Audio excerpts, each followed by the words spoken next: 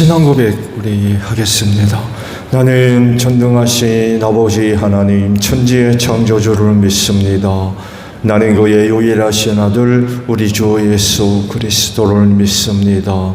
그는 성령으로 잉태되어 동정녀 마리아에게서 나시고 본디오 빌라도에게 고난을 받아 십자가에 못 박혀 죽으시고 장사된 지 사흘 만에 죽은 자 가운데서 다시 살아나셨으며 하늘에 오르시어 전능하신 아버지 하나님 우편에 앉아 계시다가 거기로부터 살아있는 자와 죽은 자를 심판하러 오십니다.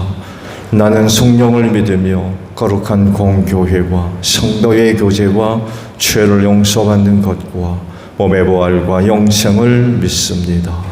아멘. 433장 부르시죠.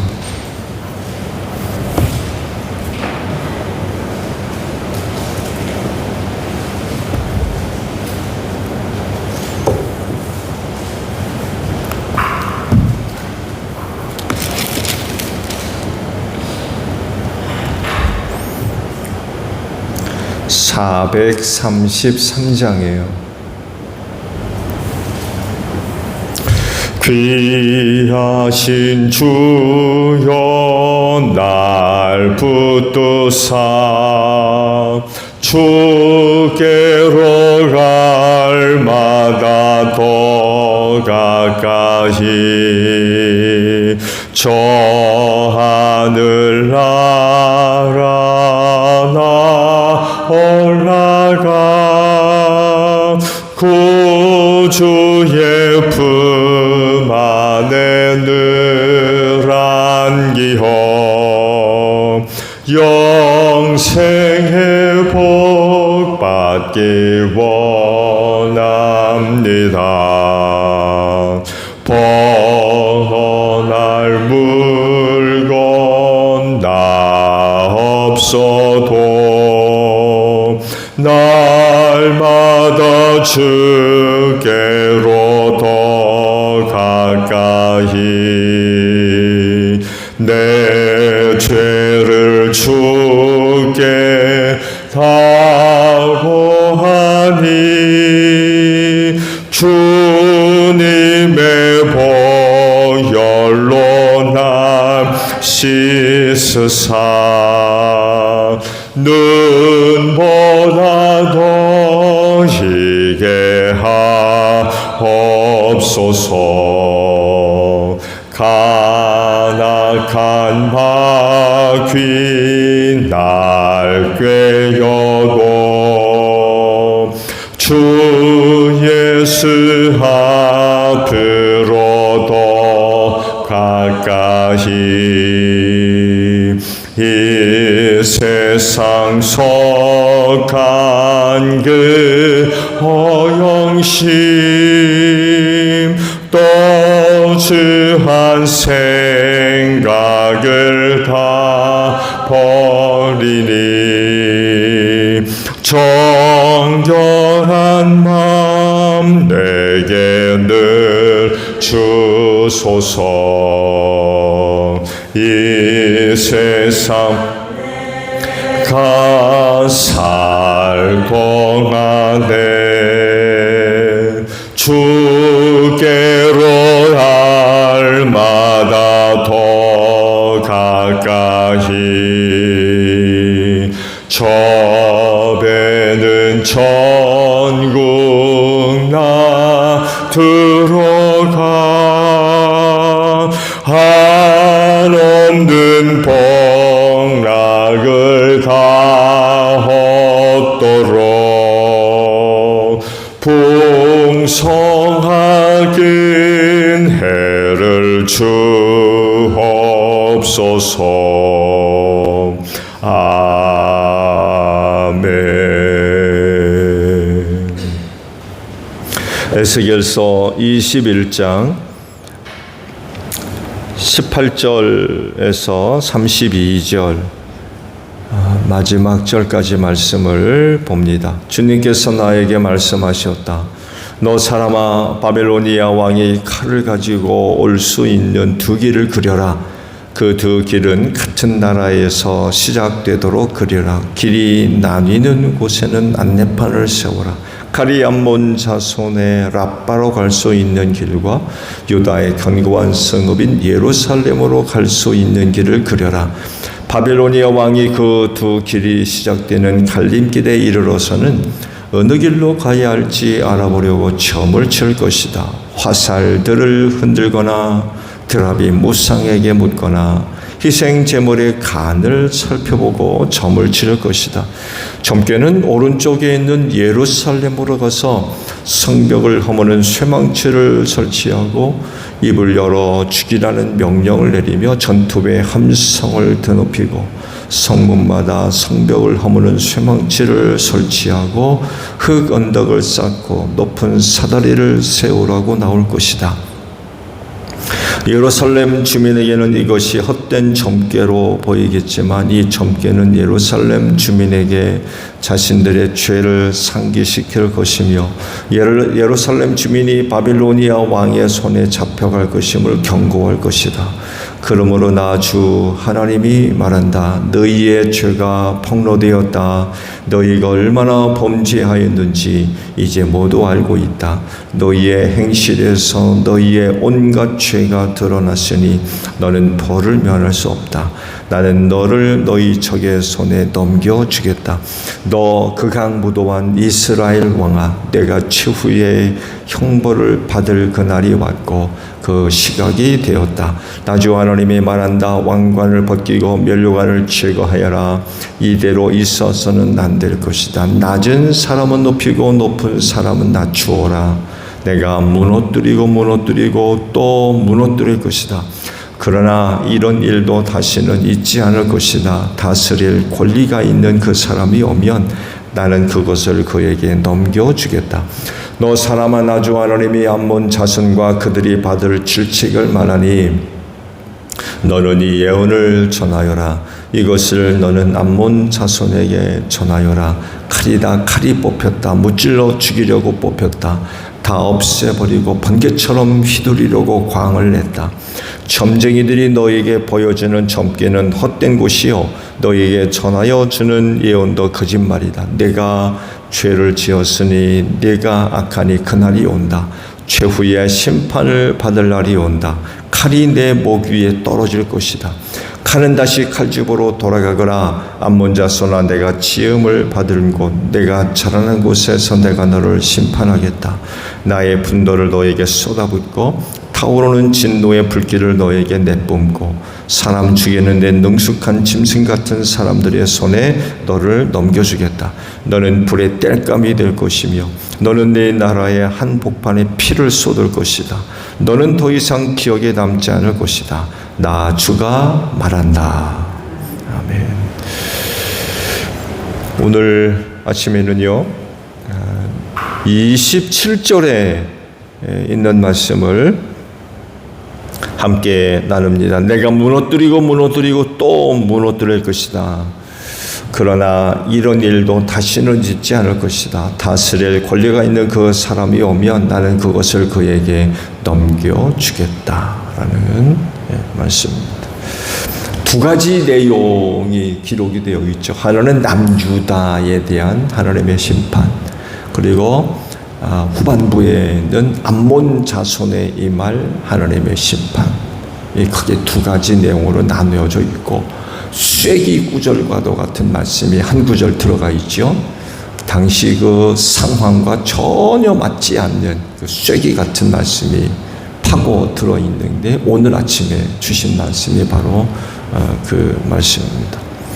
바벨로니아의 제3차 마지막 침입을 앞두고 하나님께서 그 당시 그 일이 이루어질 정황을 아주 상세하게 에스겔에게 말씀해 주시고 그것을 남유다 백성들에게 전달해 주라고 말씀을 하죠. 바벨로니아 왕이 어떤 과정을 거쳐서 남유다를 침입할지 아주 구체적으로 하나님께서 일러 주십니다. 암몬으로 가는 길과 예루살렘으로 가는 그 갈래길, 두 갈래길에 이르러서 그 바벨로니아 왕이 점을 칠 거라고 말씀을 하시죠. 3번의 점을 치는데 한 번은 화살을 흔들어서, 그 주석을 찾아보니까 화살을 흔들어서 어떻게 점을 치나 했더니만 고대 사회에서 점을 칠 때 그 화살을 많이 이용했는데 그 화살마다 글을 써놓는다고 그래요. 그러니까 아마 이 화살은 의미하는 게 뭐고 또 다른 화살은 의미하는 게 뭐고, 그런 화살을 흔들어 가지고 화살의 위치에 따라서 또 화살이 나오는 거에 따라서 이제 그게 이제 신의 뜻인 줄 알고 지평을 했다고 그래요. 또 하나는 드라빔, 우상이죠. 우상에게 물어보는 뭐가 있나 보죠.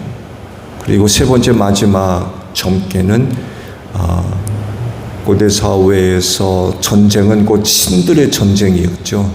신들의 전쟁.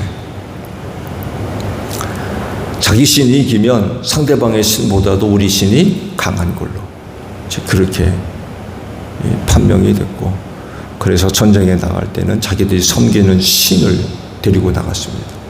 그래서 이스라엘 백성들도 상징적인 행동을 하죠. 전쟁터에 뭐 갖고 나가요? 법궤 갖고 나갑니다. 법궤. 블레셋의 지죠. 법궤를 뺏긴 적이 있었죠. 엘리 시대 때 법궤를 뺏긴 적이 있죠. 그때 다곤 신전에다가 하나님의 법궤를 갖다 놨잖아요. 우리 신이 이스라엘에 섬기는 신을 이겼다. 그런 의미 있는 행동이었어요. 근데 다곤 신이 법궤 앞에 엎어지는 어처구니 없는 일이 벌어지게 되죠. 야, 그대로 뒀다간 우리가 망하겠다 해가지고는 법궤를 돌려주는 그런 일이 일어나게 됐죠.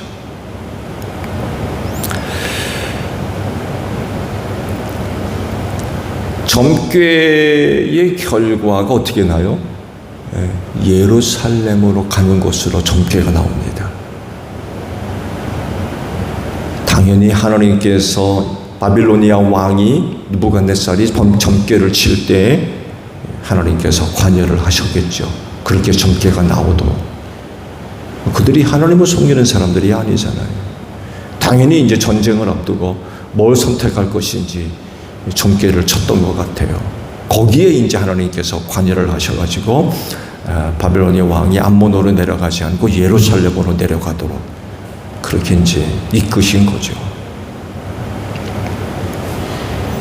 왜냐하면 그동안 뭐 에스겔뿐만 아니라 여러 선지자들을 통하여서 경고를 해오셨거든요. 너희가 우상 숭배로부터 돌이켜서 나에게 돌아오지 않으면 너희가 반드시 망할 거라고. 근데 말을 안 듣거든요. 이제 마지막 에스겔 선지까지 보내가지고 경고의 메시지를 그렇게 하는데도 듣지 않습니다. 이사야 선지자는 아예 그러시죠. 눈 멀게 하고 귀 멀게 하고 돌이키지 못하게 하셨대요. 눈이 있어도 못 보게 하시고 귀가 있어도 못 듣게 하시고 그래 돌이켜 고침받지 못하게 하셨대요. 멸망하기로 작정을 하셔가지고 그런 은혜들을 다 거두어 가시고, 그러니 뭐 그 백성이 막장으로 내려가는 걸 누가 막아요? 막을 수가 없는 거죠. 남유다를 심판하기로 작정을 하셨기 때문에 이거 뭐 젊게 하나님이 뭐 관여하셔가지고 하나님의 뜻대로 이끄시는 거 뭐 아무것도 아니죠.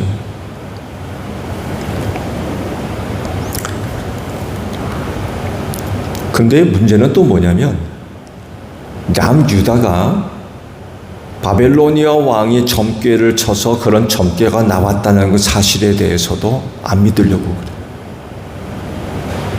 그 당시 그 남유다가 얼마만큼 불신앙 가운데 빠졌고 헛된 유혹에 빠졌었는가를 알 수 있죠. 정작 하나님의 종들의 말은 전혀 안 듣고 거짓 선지자들의 말은 듣고, 그들이 그러잖아요. 그런 일은 절대로 일어나지 않는다. 예루살렘 안전할 거라고.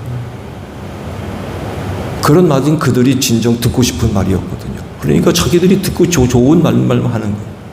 듣기 싫어하는 말 이런 건 한마디도 하지 않고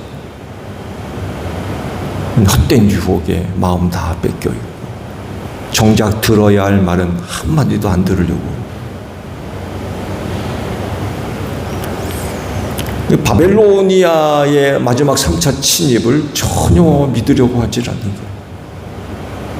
그런 일이 어디 있느냐고 그러고 절대로 그런 일은 일어나지 않을 거라고. 근데 하나님의 말씀을 받은 에스겔 입장은 전혀 다른 거죠. 틀림없이 바벨로니아 침입을 받아서 남유다가 망할 건데 정작 남유다는 전혀 그런 말을 고지 들으려고 하지 않고 믿으려고 하지도 않고, 그러니 마지막까지 그들에게 주어진 기회가 있는데도 기회를 전혀 이용하지 못하는,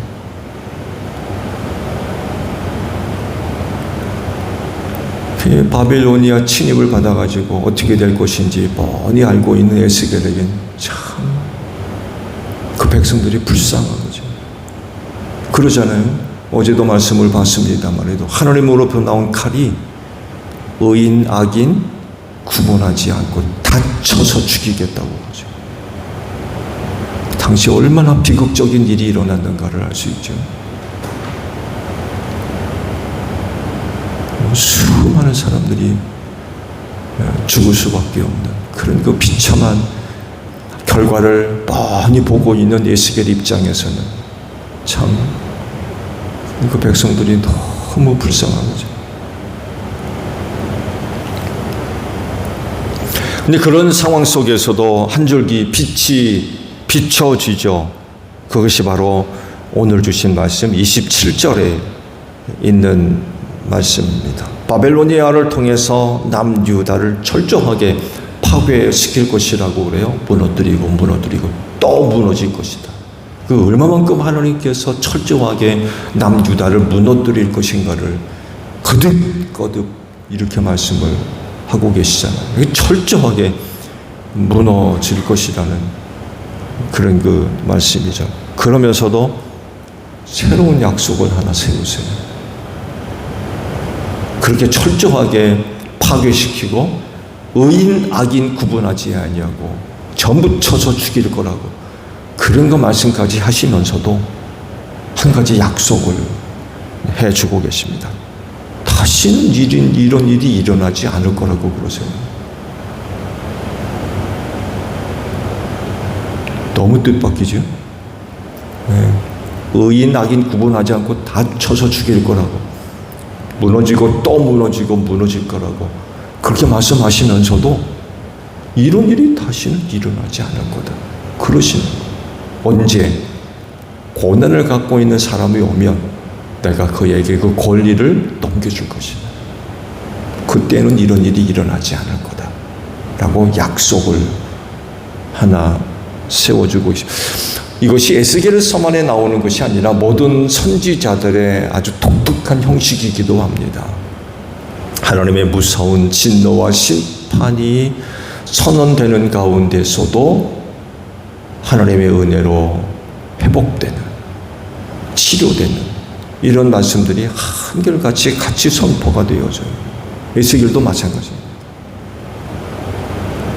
그런 무서운 일이 일어날 것을 말씀하시면서도 한 가지 희망의 빛을 비춰주고 계시는 거죠. 그게 궁금하죠? 그 사람이 누굴까? 그 사람이 누굴까? 보통 이 구절을 메시아 구절로 이해를 하고 있어요. 하나님께서 메시아를 약속하신 그 말씀으로 보통 이해를 하고 계십니다. 사실 그런 권리와 또 그런 일을 할 수 있는 분은 메시아밖에 없어요.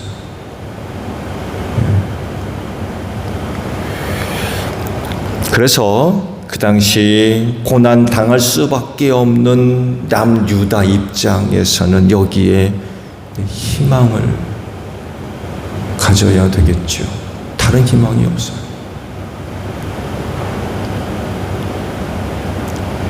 그러니까 대낮에 갑자기 먹구름이 껴서 소나기가 쏟아지면서 그런 것들 보셨죠? 구름 사이로 빛이 비춰지는, 갑자기 막 먹구름이 껴가지고 막 소나기가 쏟아지는데 어느 한 곳 구름 사이로 빛이 한 곳을 환히 비춰내리는 그런 현상들 보신 적이 있죠. 메시아에 대한 말씀이 바로 이런 것과 같아요. 먹구름이 껴가지고 희망이 없어요. 근데 구름 사이로 빛이 비치는, 그 메시아에 대한 약속의 말씀이 바로 이와 같다는 거예요.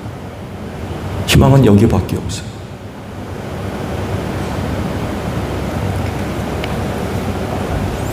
당시 하나님의 칼이 의인 악인 구분하지 않고 다 쳐서 죽일 거라고 그러셨는데, 그만큼 참혹한 일이 벌어질 것이 분명하거든요. 그는 하나님이 그렇게 하시겠다고 그러는데 그건 뭐 안 일어날 수가 없는 거예요. 그렇지만 하나님께서 그렇게 일하심으로 인하여서 그렇게 죽을지라도 하나님의 약속에 희망을 가져야 된다는 거예요. 의인 악인 구분하지 않고 그 칼에 죽임을 당하는 이런 상황 가운데 있다 할지라도 하나님께서 이렇게 약속해 주신 그 말씀에 희망을 가져야 된다. 여러분, 이게 믿음입니다. 이게 믿음.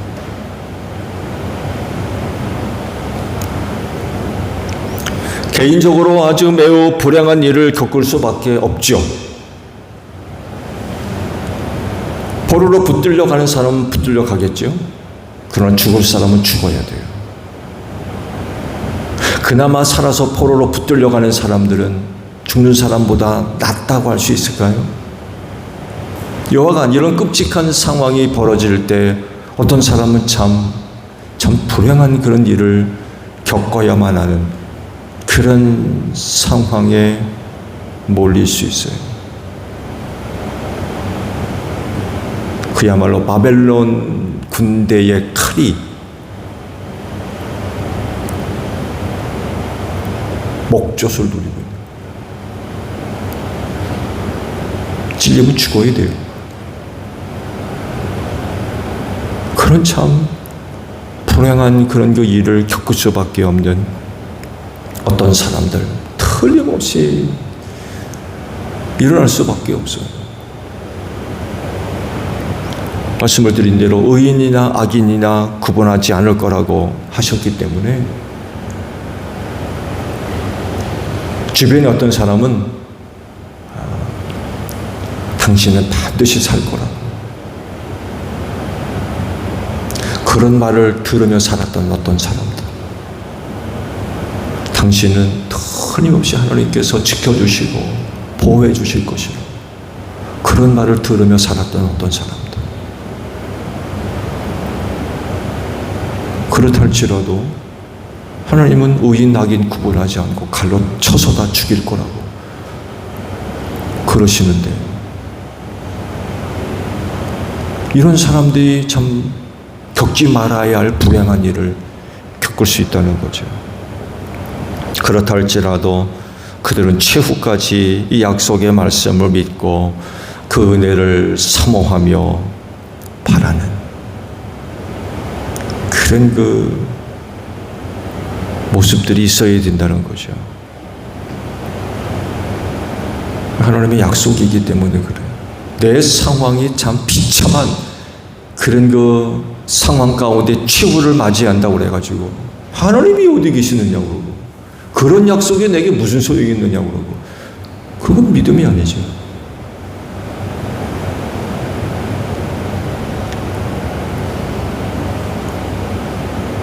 또 다른 어떤 사람들과 비교해 보았을 때 극적으로 살아남아서 바벨론으로 포로로 끌려가는 사람과 비교해 보았을 때 칼에 맞아 죽을 수밖에 없는 이런 상황 가운데 몰려있는 어떤 사람들, 비교하면 참 불행하잖아요.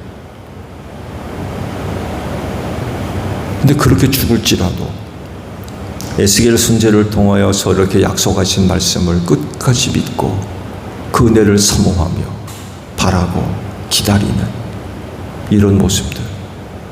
이게 믿음이라는 거예요. 이게. 그렇지 못한 취약의 상황 가운데 내가 치유를 맞이한다고 그래가지고 못 믿겠다고 그러고 안 믿겠다고 그러고 하나님이 어디 있느냐고 그러고 그건 믿음이 아니에요.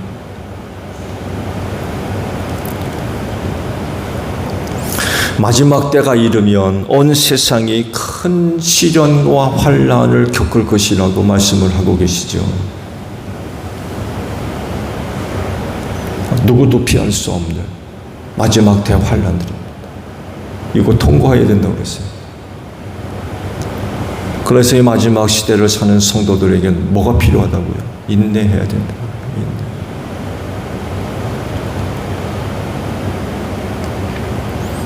중요한 것은요, 이 때를 사는 그리스도인은 그 고난 속에서 그리스도 안에 약속된 하나님의 은혜를 믿고 바라며 사모하는 그런 그 모습들을 반드시 가지고 있어야 된다는 거예요. 마지막 때 시험과 환난을 피할 수 없는 그런 그 상황 가운데 몰린다 할지라도 마지막까지 그렇게 살아야 돼요.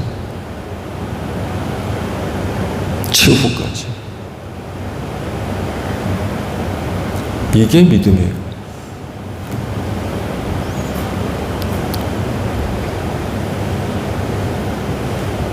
어떤 사람들은 이런 그 모습들을 보고 조롱하고 비웃을 수 있을 겁니다. 틀림없이 조롱하고 비웃을 겁니다.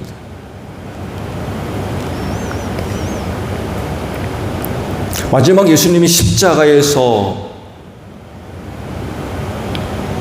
숨이 끊어지는 죽어가는 그런 그 상황을 보면서 사람들이 그러잖아요. 저나 구원하라지. 자기도 구원 못하면서 다른 사람을 어떻게 구원해? 한번 내려와 봐라. 조롱했어. 비웃고.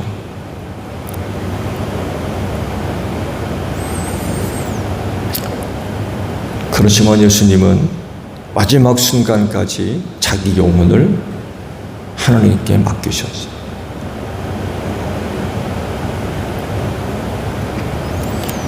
이렇게 할 수 있는 건 하나님께 대한 믿음 때문에 그래요. 내가 이렇게 죽는다고 하나님이 어디 계시냐고 그러고 원망하고 불평하고 그건 믿음이 아니죠.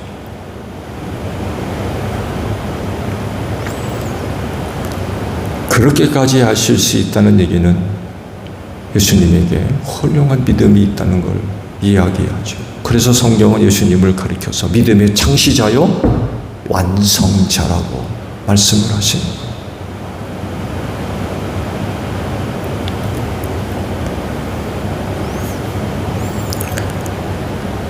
고난 속에서 낙심치 말고 시험에 빠지지 말고 끝까지 그리스도 안에 약속하신 하나님의 은혜를 믿고 사는 여러분들이 되시기를 바랍니다. 좋은 조건과 여건 가운데 하나님의 은혜를 믿는 것, 물론 그것도 믿음일 수 있어요. 그렇지만 전혀 반대되는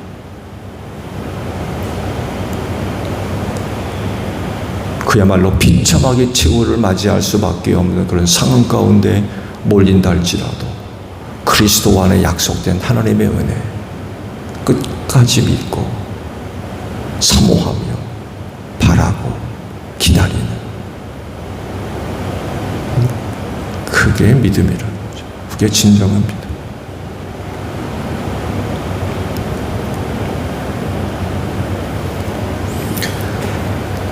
믿음으로 끝내 승리하는 여러분들이 되시기를 바랍니다.